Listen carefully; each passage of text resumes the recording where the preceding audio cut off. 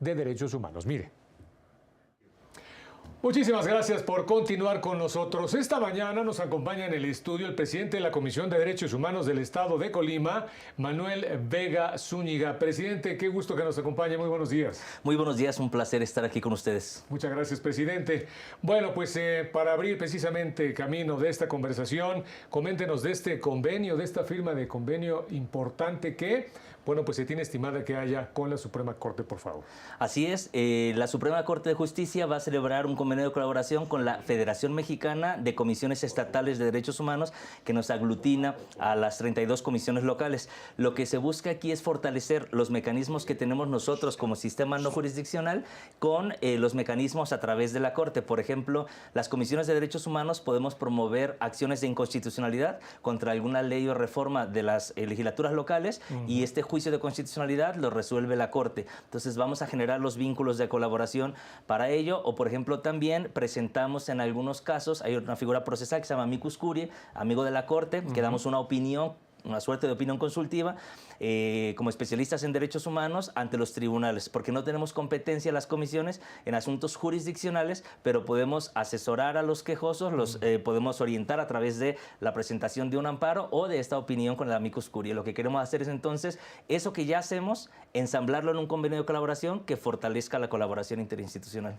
Suena, presidente, muy importante este engranaje precisamente entre la justicia y la protección de derechos humanos, ¿no? Así es, así es. La verdad es de que todas las autoridades en el ámbito de sus competencias tenemos la obligación de promover, respetar y garantizar los derechos humanos. Nosotros funcionamos como sistema no jurisdiccional, vemos actos y omisiones de carácter administrativo que sean violatorias de derechos humanos y los poderes judiciales, pues propiamente los actos jurisdiccionales. Pero es importante que haya un diálogo entre sistemas, que no estemos cada uno por separado, sino que, por ejemplo, nosotros nos nutrimos de los criterios de la Corte con los cuales sienta jurisprudencia para resolver también nuestros asuntos y a su vez también nosotros podemos ayudar a prevenir conflicto antes de que pase a una judicialización. Podemos resolver con mecanismos alternos de solución de conflicto, con gestiones. Entonces lo que podemos hacer es colaborar mutuamente y también hacer que un asunto pueda resolverse no necesariamente en la sede judicial, sino antes, y ya de no ser posible, pues se pasa a la judicialización. Entonces lo importante es que haya un diálogo entre el sistema jurisdiccional de protección a derechos humanos y el no jurisdiccional. Esto se espera, me decía, que pues para próximos días. Sí, en breve, en breve. Ayer se llevó a cabo el conversatorio en la sede de la Suprema Corte de Justicia de la Nación, en la que diferentes presidentas y presidentes de comisiones estatales de derechos humanos, lo que se hizo fue plantear una serie de experiencias de cuáles son nuestros mecanismos procesales, de cómo interactuamos con el Poder Judicial Federal y específicamente con la Corte, y de cómo podríamos mejorar esta colaboración. Entonces, ayer se llevó a cabo el conversatorio en la sede de la Suprema Corte de Justicia y en breve estaremos ya suscribiendo este convenio de colaboración. Excelente noticia. Presidente, en temas de derechos humanos nacionales también hay trabajo. Así es, también hay un trabajo arduo. Las comisiones de derechos humanos, le comentaba que nos agrupamos en una federación de comisiones locales, pero a su vez está la Comisión Nacional para la competencia de actos o omisiones en investigación de autoridades de carácter federal. Sin embargo, hay una colaboración entre las comisiones estatales y la nacional. Por ejemplo, la Comisión Nacional, el día de hoy me reuní con la presidenta de la Comisión Nacional de Derechos Humanos, Rosario Piedra, y lo que sucede es que cuando, por ejemplo, una autoridad no acepta una recomendación emitida por una comisión estatal, se puede presentar un recurso de impugnación y este recurso de impugnación lo resuelve la CNDH. Y ahora será la Comisión Nacional la que le pida a la autoridad local un informe justificado y eventualmente resuelva el asunto que la autoridad local no quiso aceptar la recomendación. Muy bien, pues avances importantes. ¿Cómo se encuentra el tema de los derechos humanos en el estado de Colima, por ejemplo? En el estado de Colima hay particularmente una problemática que tiene que ver con seguridad. Digamos, los estados de Jalisco, Michoacán, Colima, hay una situación complicada en materia de seguridad que tiene que ver fundamentalmente con temas de crimen organizado y que repercute, por ejemplo, en cuestiones como desaparición de personas, como uso excesivo de la fuerza pública por parte de autoridades estatales. Las principales incidencias, yo recién rendí mi informe anual de labores ante el Congreso de Colima en días pasados y, por ejemplo, la incidencia de autoridades señaladas como responsables, y no solo en Colima, sino en general es la misma tendencia por la naturaleza de estas instituciones que voy a comentar y el ejercicio de sus funciones, tienden a ser fiscalía por ejemplo, dilación en investigación en carpetas, o Secretaría de Seguridad Pública por cuestiones de detenciones arbitrarias o uso excesivo de la fuerza pública.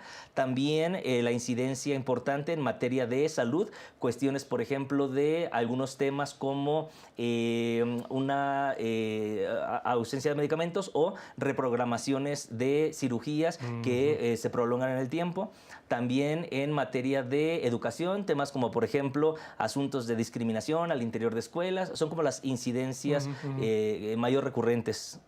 En temas, por ejemplo, de estas recomendaciones que nos dice, en cuanto a números, para darnos una idea, ¿estos han crecido o no? Sí, han crecido. Por ejemplo, yo asumí la presidencia de la Comisión de Derechos Humanos de Colima el 26 de noviembre del 24, rendí mi primer informe anual de labores y aumentó un 64% la emisión de recomendaciones respecto al año inmediato anterior con el presidente anterior. Entonces, lo que hemos hecho es tanto incrementar el número de recomendaciones, pero también el número de gestiones y de implicaciones de otros mecanismos procesales.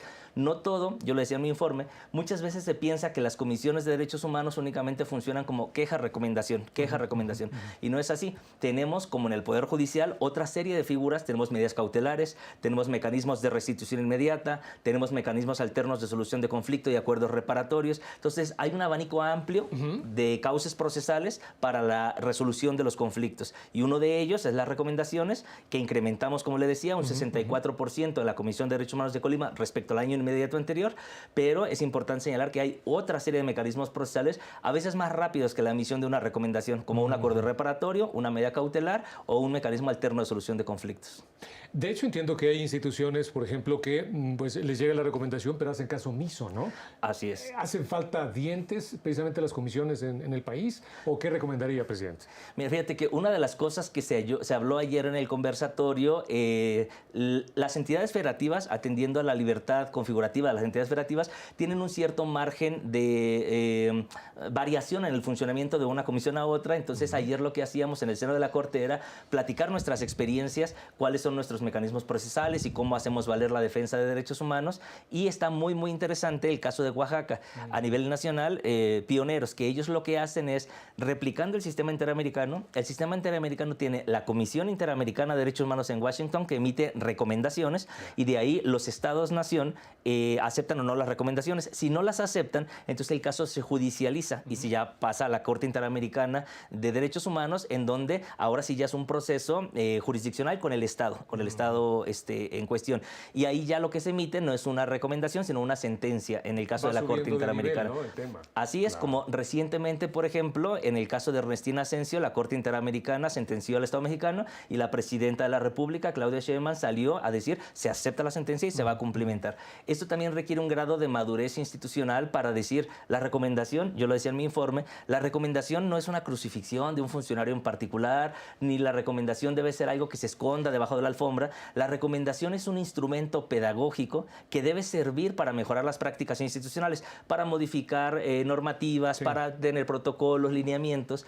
Entonces, ¿qué pasa? Oaxaca tiene, si la autoridad no acepta la recomendación, la Sala Superior del Poder Judicial de Oaxaca tiene una sala constitucional.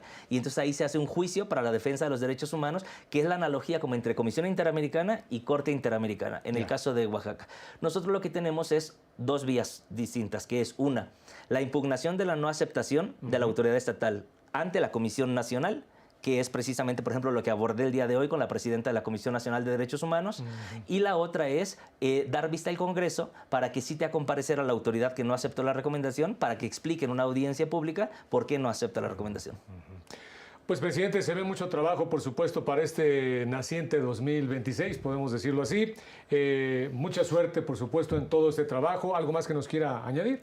No, que será un placer tener este puente de colaboración entre el sistema no jurisdiccional de derechos humanos, que lo conforman las comisiones estatales y la nacional, y que haya este diálogo con el Poder Judicial Federal, con los juzgados de distrito, los tribunales colegiados, con la Suprema Corte, y eso va a abonar a que no esté cada uno con un diálogo sin interlocución, sino que al tener esta interlocución va a potenciar los efectos de la protección de los derechos humanos. Así es. Pues presidente de la Comisión de Derechos Humanos del Estado de Colima, Manuel Vega Zúñiga, muchas gracias por haber estado esta mañana con nosotros. Un placer estar aquí con ustedes. Muchas gracias. Vámonos rápidamente a unos mensajes. No se vaya, tenemos más.